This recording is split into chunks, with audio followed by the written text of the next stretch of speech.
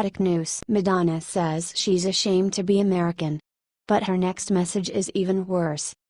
Some sources report that last December Madonna was speaking in front of some people and told them that she was embarrassed to be an American even though she was born here. If it wasn't for America and the chances it provides people, Madonna wouldn't be the star she is today. Additionally, Madonna has something to say about Americans. Her most recent hostile tirade included a statement by her saying America is a place that is known for simple, stupid idiots, who will think anything anybody lets them know. Particularly if it's Trump-related, or originating from Trump himself. She even despises the President of America for no apparent reason. When asked about further remarks, she declined to expound further. What do you think of this? Share your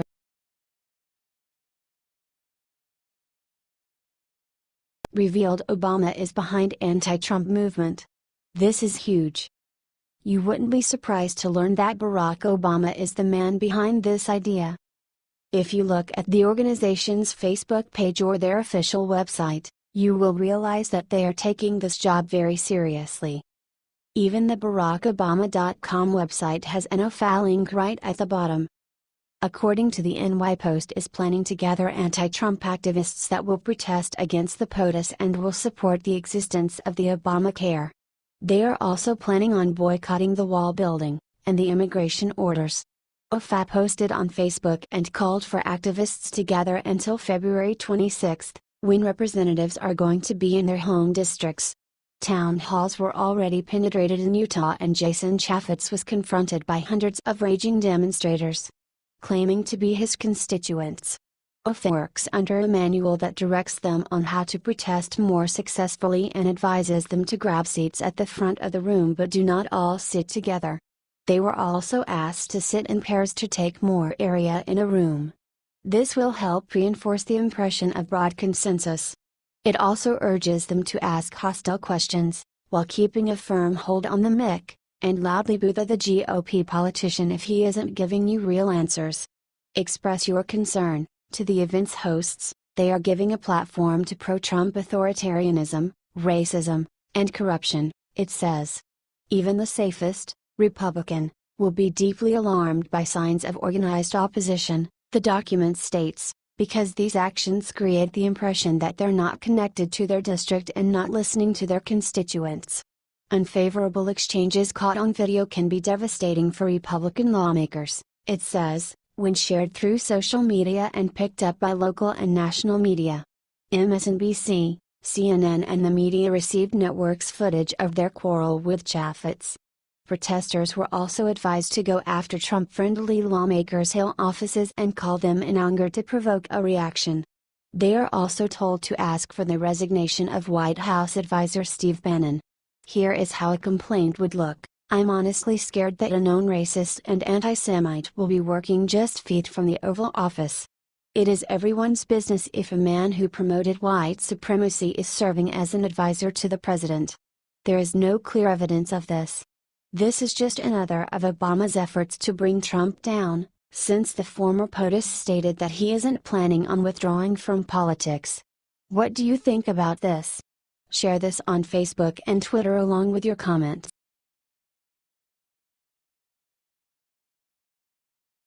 Fight time. Trump just asked all Americans to do this one thing to beat Obamacare. Things are getting out of hand. President Donald Trump does not like resistance movements at all. But his main concern at the moment is Obamacare that needs to be repealed. Trump used his big speech today to send a clear message to all of his supporters on how we can beat Obamacare for good. Trump told everyone, and by the way, you can also call those senators to make sure you get health care. So simple and yet so powerful. Just think about it for a second. What if we, the Trump train, use the liberal tactic to harass ROWN senators who are blocking the repeal and replace? Heck, we could probably get this fixed tomorrow even without McCain. So what do you think, folks? Do you think it's time to get the old band back together and get this Congress moving? Or are the Dems right when they say SHT like Trump supporters need Obamacare? What do you think of this? Share your opinion.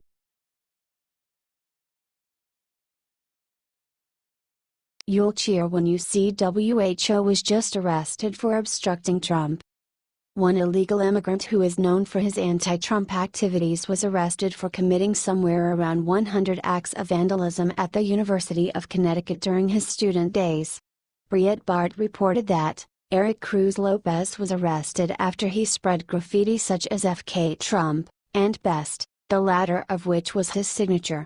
Cruz Lopez, who described himself as an undocumented immigrant, was a community organizer for Court Students for a Dream, an organization that advocates for undocumented students. United We Dream released a statement describing Cruz Lopez as a student with DACA, Deferred Action for Childhood Arrivals, after police arrested him at the White House in February 2016. We organize and advocate for the dignity and fair treatment of immigrant youth and families, regardless of immigration status, United We Dream states on their website. Upon his arrest, Cruz Lopez handed police a written note that read, "I did the graffiti, and I am open to entering into a conversation about restitution." What do you think of this? Share your opinion.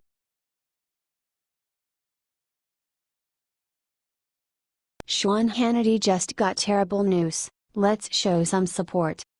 On Friday, CNN reported that Fox News anchor Sean Hannity will not be bestowed the William F. Buckley Award for Media Excellence by Media Research Center in September.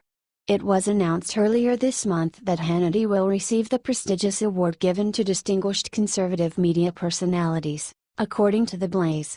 As one of Trump's biggest supporters in the media, Sean Hannity has been under fire for fervently defending the president on the social media, but Media Research Center eventually decided to take back its decision and took down Hannity's name from their website as the recipient of this award. Buckley's only child, best-selling author Christopher Buckley, was extremely concerned with the decision, and according to the report, he expressed great dismay that the award bearing his father's name would go to controversial radio and television host Hannity.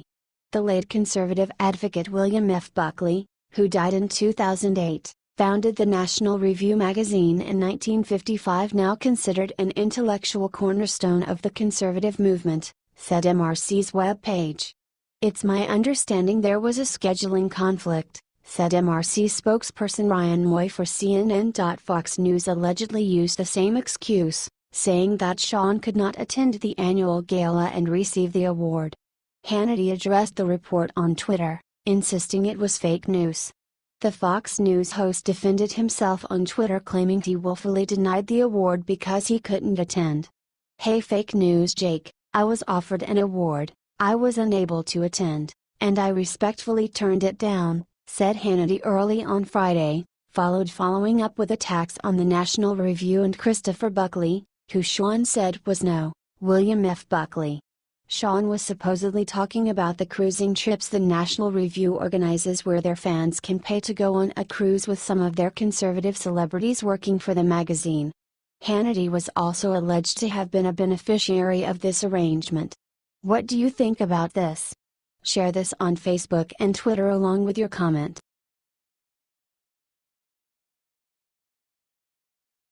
Trump has had enough.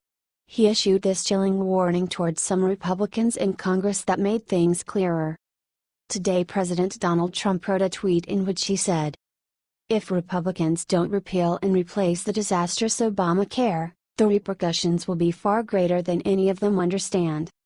The Hill reported that it was one of the several tweets the president sent on Sunday and comes ahead of a planned Senate vote this week on revised health care reform legislation. A number of serious problems mean that the chances of getting that bill passed are slim to none. In an earlier tweet, Trump targeted some unnamed members of his party, saying sad Republicans who benefited from his electoral coattails in the 2016 election now won't protect him. "It's very sad that Republicans, even some that were carried over the line on my back, do very little to protect their president," Trump tweeted. What do you think of this? Share your opinion.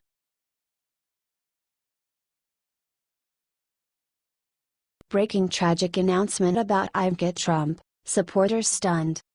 Democrats wrote a letter to the FBI on Wednesday demanding that the agency investigate whether President Donald Trump's daughter Ivanka Trump disclosed her husband Jared Kushner's meetings with Russian officials on her application for security clearance.